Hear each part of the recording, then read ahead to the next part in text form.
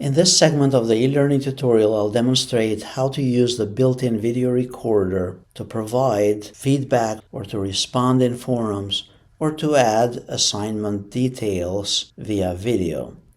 You can also use this tool for recording lectures. Go to any activity where you use the editor tool. If we go here to this assignment and then we go under settings, select a spot where you want to insert the video. So you can hit enter a couple times just to create a little bit of extra space.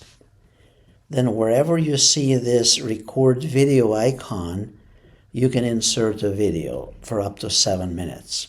So now that we have the spot where we want to record the video, click here on record video, and then typically it's going to prompt you to allow the camera and the microphone here on the top left. You'll click to allow the camera and the microphone and then click on start recording. The recorder will allow you to record for up to 7 minutes, lecture about the assignment or give requirements of the assignment, and then click on stop recording when you're done. Then click on attach recording, and if this window is too small, you can make this larger and then scroll down and press save and return to the course. Now the students will click on the activity and they will be able to play the video directly from here. There is no need to download anything for you as the instructor or upload it anywhere to share it or any of that type of thing. As you noticed, it's very easy. Now if for some reason you want to redo this video or you want to get rid of it, you can go here to the settings again for the assignment, scroll down, place the cursor right after the video somewhere, and then press backspace a couple times or delete on your keyboard a couple times. And that will remove the video. Then press save and return the course, and that should do it.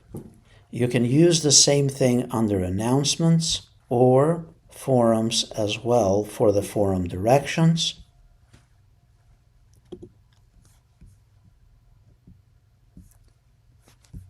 Now if you're responding to student posts, you have to do one additional click here.